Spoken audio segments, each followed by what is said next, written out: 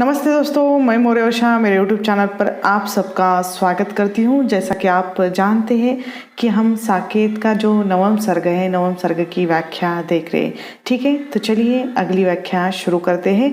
त्रिविध पवन ही था, आ रहा जो उन्हीं सा, यह घन रव ही था, छा रहा जो उन्हीं सा, प्रिय सदृश हसा जो निप ही था, कहावे प्रकृत सकृत फैले, भा रहा जो उन्हीं सा, सफल है उन्हीं घनों का घोष, वंश वंश को देते हैं जो वृद्धि विभव संतोष, नभ में आप विचरते हैं जो, हरा धरा को करते हैं जो, जल में मोती भरते हैं जो, अक्षय उनका कोश, सफल है उन्हीं घनों का घोष।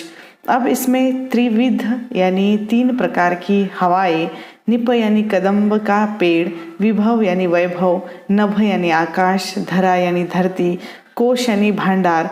उर्मिला आगे प्रकृति के माध्यम से अपने आलंबन भाव व्यक्त करती है। हवाएं 3 प्रकार की चल रही थी जो उन्हीं के जैसे ही बह रही थी। बादल ही अपने जो स्वरूप में, या जो कहा जाता है अपने स्वरूप में, उन्हीं जैसे छा रहे थे। प्रिय के जैसे हंस रहा था, ऐसा लग रहा था जो कदम का पेड़ था।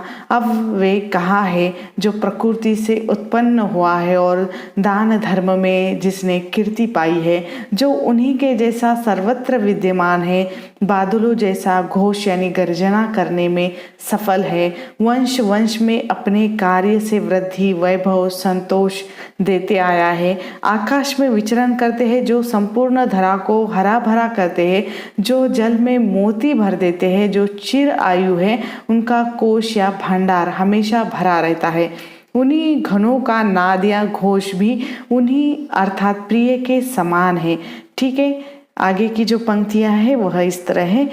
नंगी पीठ बैठकर घोड़े को उड़ाऊं कहो, किंतु डरता हूँ मैं तुम्हारे इस झूले से, रोक सकता हूँ उरुओं के बल से ही उसे, टूटे भी लगाम यदि मेरी कभी भूले से, किंतु क्या करूँगा यहाँ उत्तर में मैंने, हंस और भी बढ़ाए पेग दोनों और उले से, है कह लिपट गए थे यही प्राणेश्वर, बाहर से संकुचित भीतर से फूले से।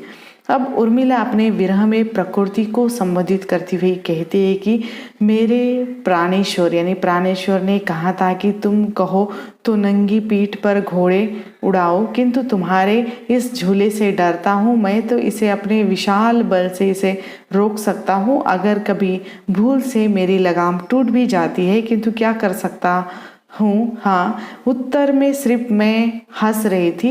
असंबंध होकर दोनों पैर बढ़ाते हैं, दोनों में हंसते हुए वे लिपट गए हैं। प्राणेश्वर और उर्मिला बाहर से संकुचित और भीतर से फूले नहीं समा रहे थे। यहाँ उर्मिला ने अपने प्रिय के आलिंगनबद्ध होने के बारे में कहा हुआ है। ठीक है, आगे की जो पंक्तियां है वह इस तरह है। सखी आशांकुर मेरे इस मिट्टी में पनप नहीं पाए, फल कामना नहीं थी चढ़ा सकी, फूल भी न मन भाए, कुलिश किसी पर कड़क रहे हैं, आली तोयद तड़क रहे हैं, कुछ कहने के लिए लता के अरुण अधर वे फड़क रहे हैं, मैं कहता हूँ रहे किसी के हृदय वही जो धड़क रहे हैं, अटक अटक कर भटक भटक कर भाव वही जो भड़क रहे हैं। अब इसमें उर्मिला आगे खेद व्यक्त करती हुई कहती है कि हे सखी, मेरे मन के आशा रूपी अंकुर मिट्टी में पनप ही नहीं पाए, फल की कामना नहीं थी, किंतु उनके मन को भाने वाला फूल भी मैं उनके चरणों में चढ़ा नहीं सकी। वर्षा काल में मेघ गर्जन एवं उसमें होने वाली प्राणियों की दशा का वर्णन करती हुई वह कहती है कि उर्मिला कि अरे सखी देख, गगन में वज्र की गुरु गर्जना हो रही है, मानो बादल ही परस्पर जो गर्ज तर्ज हो रहे हैं। और इस समय लता के जो पल्लव प्रकंपित हो रहे हैं, उन्हें देखकर ऐसा प्रतीत होता है मानो इस लता के अरुण अधर कुछ उत्तर देने के लिए फड़क रहे हो। किंतु सखी मुझे यह भी है कि पता कि इस गर्जन को सुनकर न जाने कितनी अबला कामिनियों के हृदय भी धड़क रहे होंगे। ठीक है, आगे की जो पंक्तियां हैं वह इस तरह है, देखिए। मैं निज आलिंद में खड़ी थी सखी, एक रात रिमझिम बूंदे पड़ती थी, घटा छाई थी, गमक रहा था केतकी का गंध चारों ओर, झिल्ली झनकार यही मेरे मन भाई थी। करने लगी मैं अनुकरण स्वनुपुरों से, चंचला थी चमकी घनाली गहराई थी, चौक देखा मैंने चुप कोने में खड़े थे प्रिय, माई मुख लज्जा उसी छाती में छिपाई थी। अब इसमें जो अलिंद यानी छज्जा, गमकना यानी महकना, स्वनुपुर यानी अपनी पाजिब, चंचला यानी बिजली समान, घनाली यानी मेघों का जो समूह, प्रकृति का स्वभाव है जब कभी किसी साम्य वस्तु का दर्शन किया जाए तो अनुरूप दृश्य का जो स्मरण हो ही जाता है। विशेषकर वियोगी जीवन में प्रिय प्रिया के हृदय पटल में इसका आभास अधिक होने लगता है। यही नहीं, वे विरहावस्था की स्मृति दशा में विरहाधिक्य के कारण उस निगूढ़ भाव एवं चरित्र को तुरंत अभिव्यक्त कर देते हैं। यही दशा यहाँ उर्मिला की है। अरे सखी, एक रात्रि को मैं अपने अलिंद में खड़ी हुई थी। उस समय गगन में घनघटा आच्छादित थी एवं नन्ही नन्ही बूंदें पड़ रही थी। उसमें केतकी के गंध चारों ओर गमक रहे थे। मेरे मन को आनंद देने वाली झिंगुरों की झनकार यहाँ सुनाई पड़ रही थी। उस झनकार का अनुकरण अपने नुपुर की झंकार से मैं भी करने लगी। उस समय अचानक ही बिजली चमक उठी एवं घनघोर बादल छा गए। मैं चौंक पड़ी एवं देखा कि मेरे प्रियतम चुपचाप आकर कोने में खड़े हुए थे। मैं लज्जित हो गई, किंतु उस समय से अरुण मुख को प्रिय की छाती में लिपटकर छिपा लिया है। ठीक है, यहाँ आगे की जो पंक्तियाँ हैं वह इस तरह है।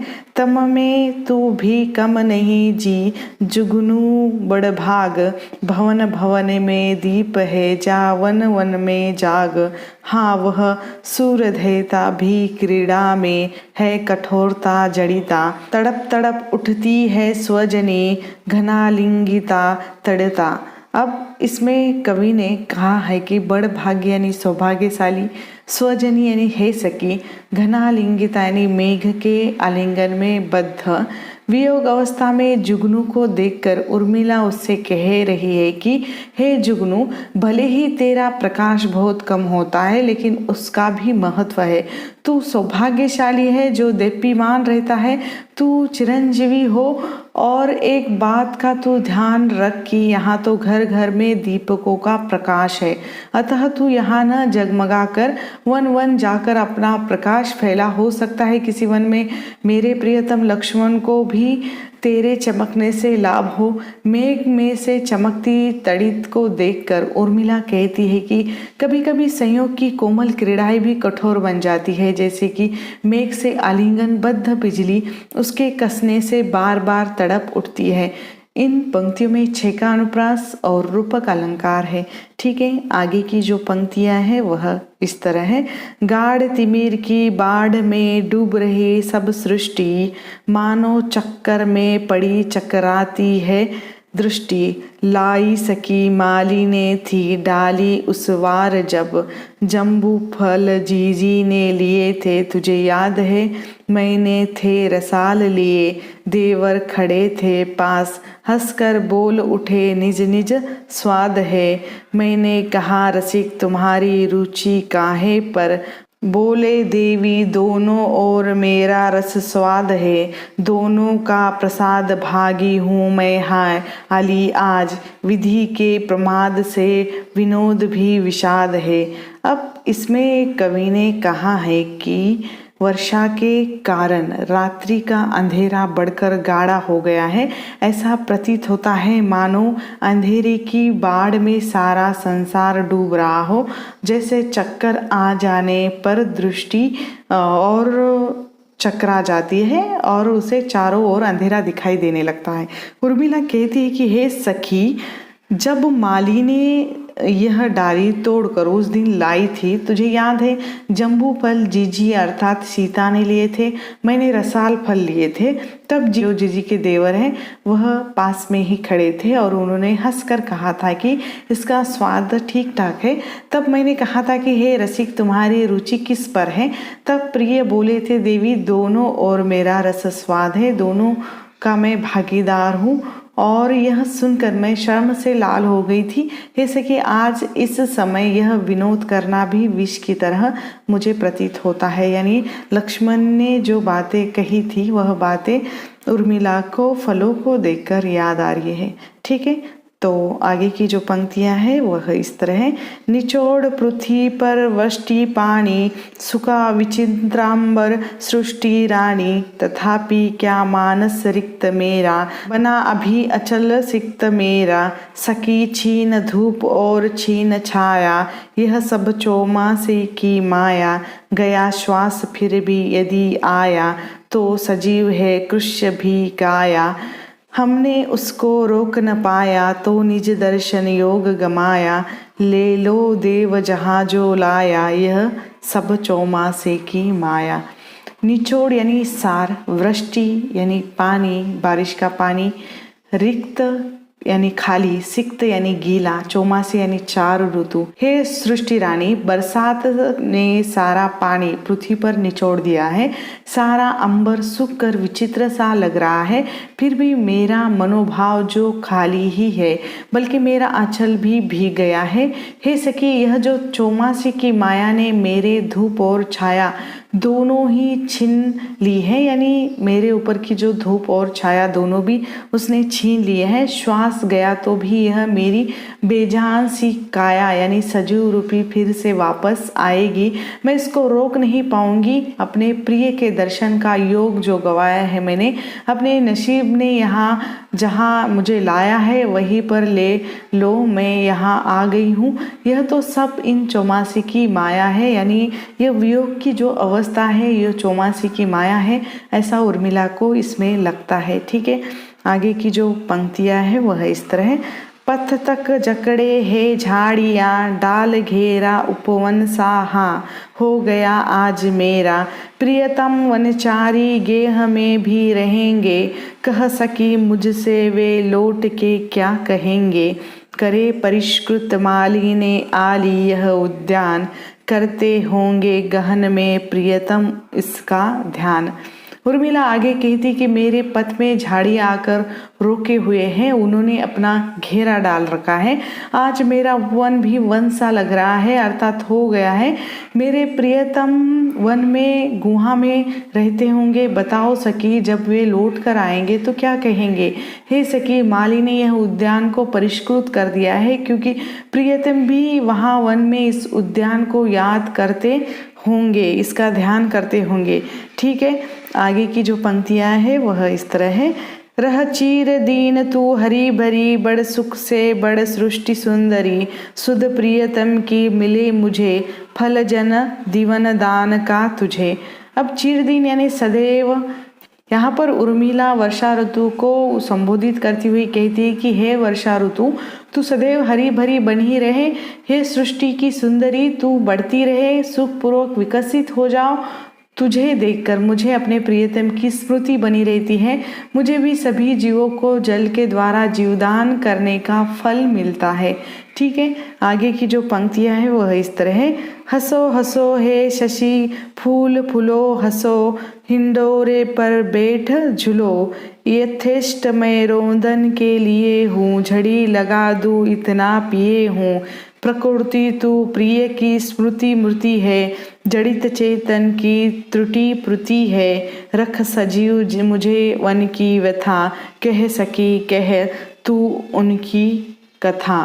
अब इसमें हिंडोर यानी हिंडोला यानी इसका अर्थ होता है झूला, यथेष्ट यानी पर्याप्त, रोंदन यानी रोना, स्मृति मूर्ति का अर्थ होता है स्मृति रूपी मूर्ति, त्रुटिपूर्ण यानी भूल वाली, व्यथा यानी पीड़ा। हे चांद तुम सदैव हंसते रहो, हंसते हुए अपनी चांदनी बिखेरते रहो। हे फूल तुम खिले रहो, लता के हिंडोले में बैठकर झूलते रहो। तुमको बुरे दिन न देखने पड़े, मैं ही रोने के लिए पर्याप्त हूँ। मैं वेदना जल को इतना पिए हूँ कि चाहे आंसू के रूप में उसकी झड़ी लगा दूँ। हे प्रकृति तुम मेरे प्रियतम की स्मृति का साकार रूप हो, अर्थात तुझे देखकर मुझे अपने प्रियतम की याद बनी रहती है। तुम उन चेतन प्राणियों के कष्टों को दूर करने वाली हो जो दुखों के कारण जड़ सा जीवन जी रहे हैं। मैं चाहती हूँ कि मेरे मन की पीड़ा मुझे स्पंदित किए रहे। उर्मिला सखी से ये भी कहती है कि वह उसके प्रियतम की कहानी वह अतीत के सुखद प्रसंगों से सुनाती रहे ताकि उसका मन लगा रहे। इसमें उर्मिला प्रकृति के उपादानों, वर्षा, फूल, फल आदि के प्रति सहानुभूति व्यक्त कर रही है। इन पंक्तियों में विरोधाभास, पुनरुक्ति प्रकाश और रूपक अलंकार है। ठीक है, आगे की जो पंक्तियां है वह इस तरह है। निरख सखी ये खंजन आए, फेरे उन मेरे रंजन ने नयन, इधर मन भाए, फैला उनके तन का आतप, मन से सर सरसाए, घूमे वे इस ओर वहाँ, ये हंस यहाँ उड़ छाए, करके ध्यान आज इस जन का, निश्चय वे मुस्कुराए। फूल उठे हैं कमल अधे, ये बंदूक सुआए, स्वागत स्वागत शरद भाग्य से, मैंने दर्शन पाए, नभने मोती वारे लो, ये अश्रु अर्ध भर लाए। अब इसमें जो निरख यानी देखो, खंजन यानी एक पंछी, आतप यानी धूप, आलोक, सर यानी सरोवर, बंदूक यानी लाल रंग का एक फूल, शरद ऋतु जिससे शीतकाल की शुरुआत होती है, अर्ध यानी पूजा हेतु जल। उर्मिला ने वर्षा ऋतु के समाप्ति पर शरद ऋतु के आगमन का स्वागत करते हुए प्राकृतिक उपादानों में से अपने प्रियतम की छवि देखी है। हे सखी देखो, शरद ऋतु प्रारंभ हो गई है, ये खंजन पक्षी आ गए हैं। मुझे तो लगता है कि जैसे इस खंजन पक्षियों के आने के माध्यम से मेरे प्रियतम ने ही अपने नेत्र इस ओर घुमाए हो। खंजन की उपमा नेत्रों से दी जाती है और उर्मिला की खंजन को देखकर प्रियतम के नेत्र याद आ जाते हैं। नेत्रों को नेत्र की सबसे अच्छी बात यह होती है कि उन्हें नेत्रों को नेत्र ही अच्छे लगते हैं। यहाँ भी उर्मिला को अपने प्रियतम के नेत्रों का उपमान अच्छा लगता है, जो स्वाभाविक बात है। इस ऋतु में चारों ओर कष्ट की अपेक्षा आनंद देने वाली धूप फैली गई है। यह मेरे प्रियतम के शरीर का प्रकाश है, शरीर का सौंदर्य है, ऐसा उर्मिला को लगता है। इस ऋतु के आने पर तालाब में चारों ओर कमल खिल उठे हैं। वे ऐसे प्रतीत होते हैं मानो इनका सरस और स्निग्ध मन ही हो। उनके मन की जो स्निग्धता के कारण ही तालाब रसित यानी सरसित हो गए हैं। मन की उपमा तालाब से दी जाती है। मेरे प्रियतम जहाँ है वहाँ से इस ओर घूमे होंगे, उन्होंने मेरा और यहाँ का स्मरण किया होगा, इसी कारण यहाँ हंस उड़कर आ गए हैं। चाल की उपमा हंस से दी जाती है अथवा जो मुड़ने पर दूसरे का यहाँ आ जाना एक प्रमाण है। हे सखी मेरे प्रियतम आज मेरा ध्यान करके अवश्य ही मुस्कुराए होंगे, इसलिए ये कमल फूल फूटे हैं। हंसते समय उनके लाल लाल जो ओठ है जो प्रस्फुटित हुए हैं, इसी कारण ये दोपहरिया के फूल खिल उठे हैं। हे शरद ऋतु तुम्हारा स्वागत है, मेरा परम सौभाग्य है जिससे कि तुम्हारे शरद के द्वारा प्रियतम के भी दर्शन मुझे मिल जाए। तुम्हारे इस शुभ आगमन पर केवल मैं ही प्रसन्न हूँ ऐसा नहीं है, वरन आकाश भी प्रसन्नता पूर्वक अपनी ओस की बूंदे मोती बनकर नौछावर कर सकता है। और इधर मेरे नेत्रों में जो आंसू आ गए हैं वही तुम्हारे शुभ आगमन के अवसर पर अर्पित अर्ध यानी जल है। हे शरद ऋतु तुम इन सबका स्वीकार करो और कृतार्थ हो जाओ। इन पंक्तियों में अनुप्रास अलंकार है। ठीक है, आगे की जो पंक्तियां हैं वह इस तरह है। अपने प्रेम हिमाश्रु ही दिए दूबने भेंट, उन्हें बनाकर रत्न कर्ण रवि ने लिया समेट, प्रिय को था मैंने दिया पद्महार उपहार, बोले आभारी हुआ पाकर ये पदभार। हिमांशु यानी दवबिंदु, शीतलकण, दुब यानी ध्रुवा, प्रकृति में हरी ध्रुवा ने अपने प्रेम शीतलकण भेंट दिए हैं। उन कणों को सूर्य ने समेटकर रत्नकण बना दिया है। मैं प्रिय को पद्महार उपहार में दिया था, यानी उर्मिला ने अपने प्रिय को पद्महार उपहार में दिया था। तब उन्होंने कहा था कि मैं यह पद्महार पाकर आभारी हो गया हूँ। ठीक है, आगे की जो पंक्तियाँ है वह इस तरह है। अम्बु अवनी अंबर में स्वच्छ शरद की पुनीत क्रीड़ा सी, पर सखी अपने पीछे पड़ी अवधि पित्त पीड़ा सी। हुआ विदीर्ण जहाँ तहाँ श्वेत आवरण जीर्ण, व्योम शीर्ण कंचुक धरे विषधर सा विस्तीर्ण। शफरी अरी बता तू तड़प रही क्यों निमग्न भी इस सर में, जो रस निज गागर में सो रस गोरस नहीं स्वयं सागर में।